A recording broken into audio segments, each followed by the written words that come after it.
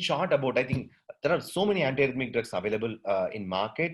A problem with already, as Dr. John Roshan told you, there are a lot of drugs which are very good on are available in India. Like quinidine is not available in India, procainamide is not available in India, IV verapamil is not available in India. So I have made a chart of drugs which are available right now in India, which you can use.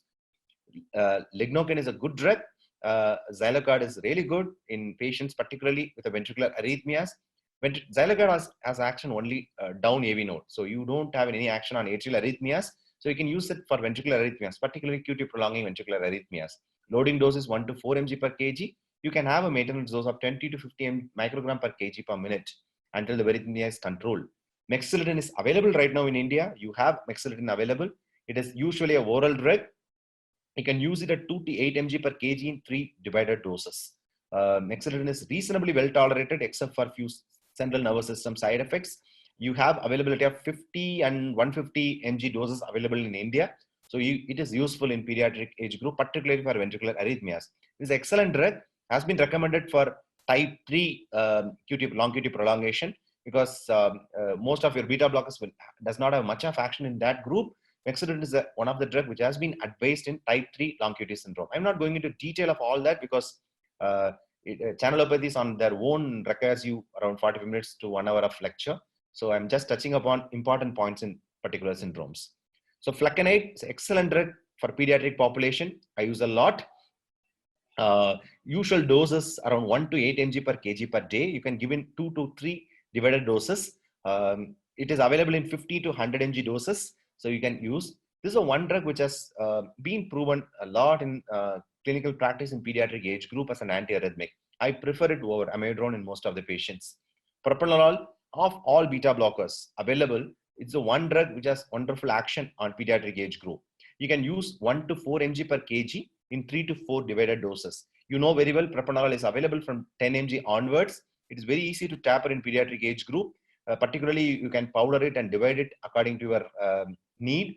This is a very good drug, particularly for most of the arrhythmias, starting from AV nodal reentry to AV reentry up to your atrial tachycardias and long QT syndrome. Long QT syndrome type 1 and 2, beta blockers remain mainstay of treatment. Out of that, propranolol has excellent data. So that drug can be used in this group of patients. Esmolol of beta blockers, I prefer it for acute loading dose, particularly because this is a one beta blocker which is very rapid onset and offset in action. So the hemodynamics are not very bad. You can use it as 500 microgram per kg bolus or 1 to 2 minutes. And if you want, you can have a maintenance dose also. But I usually prefer it as a drug to convert arrhythmias because it goes off from body so fast that the hemodynamics can be recovered faster. So esmolol as a loading dose. Amiodarone is a most commonly used antiarrhythmic, easily available, and it takes care of most of the arrhythmias you know of, except for arrhythmias secondary to long QT syndrome. So you can use it as a oral loading dose. If you are looking at oral loading dose, it's 10 to 15 mg per kg over 5 to 10 days and change over to 2 to 5 mg per kg once a day for maintenance. If it is an IV, you start around 1 to 5 mg per kg over 1 to 2 hours or 5 to 15 mg per kg per minute as a maintenance dose.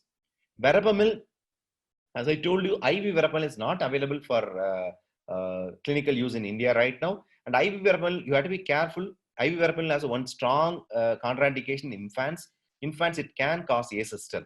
So we don't recommend IV verapamil if it is available also for conversion of arrhythmias in infants less than 1 year of age. Oral verapamil is a really good drug.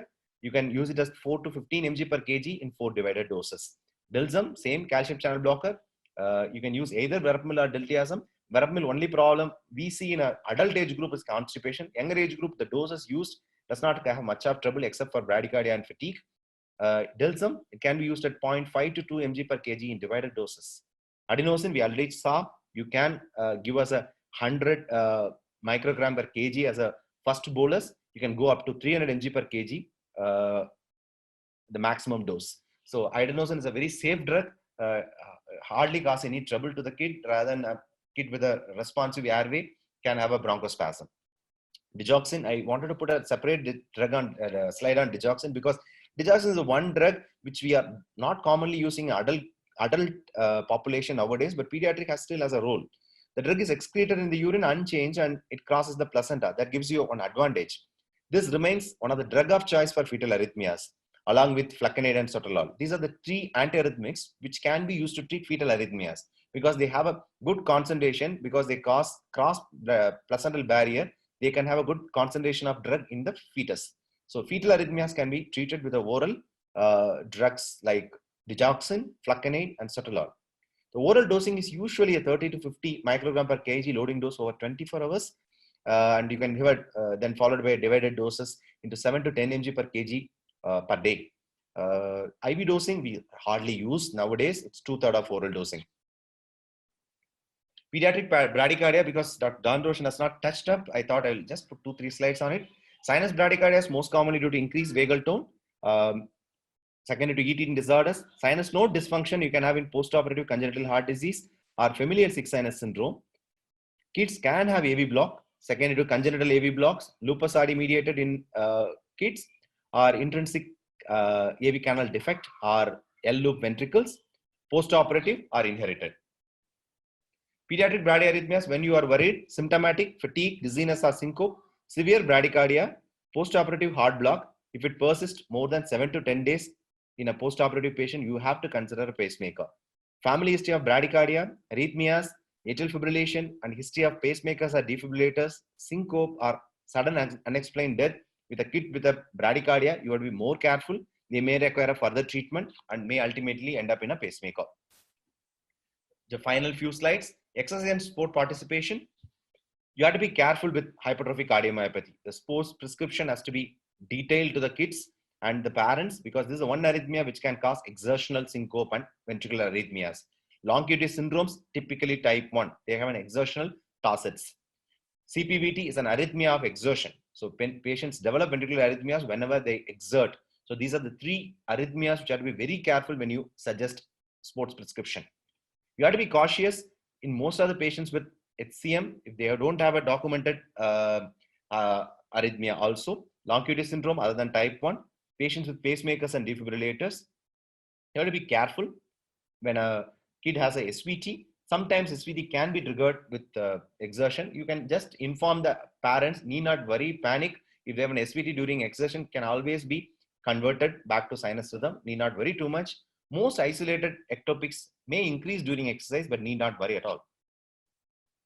So severe sport restrictions are almost always unnecessary in kids. Moving away from restriction towards assuring safe sports is more important. You have to tell the kids what are the symptoms they can develop. You have to tell them and teach them ability to stop and rest if needed. When to stop, it's very important. Keep most of the kids during exertion, you have to be well hydrated, because most of the arrhythmias which happen in a dehydrated child can have a syncope. So you keep them very hydrated during sports. In case of life-threatening situation, this is very, very difficult in our population. We don't have a AED everywhere. So you have to be very careful in kids. As I already showed you, kids with HCM, ventricular arrhythmias, history of sudden cardiac death in the family, long QT syndrome type 1, CPVD. And I would say that in our scenario, like kind of an environment, we have better not to exert them at all, because availability of automated external defibrillators is very much limited. Not allowing them to swimming alone, in particularly in long QT syndrome, it's very important. To conclude, all types of arrhythmias are possible in pediatrics. Most of them are well tolerated.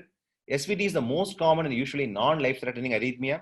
The red flags always should raise a concern. The red flags are incessant arrhythmias, the presence of congenital heart disease, presence of WVW syndrome, inherited arrhythmia syndromes, including all your channelopathies, and a concerning family history. These are, when present, you have to be careful. These kids have to be treated carefully.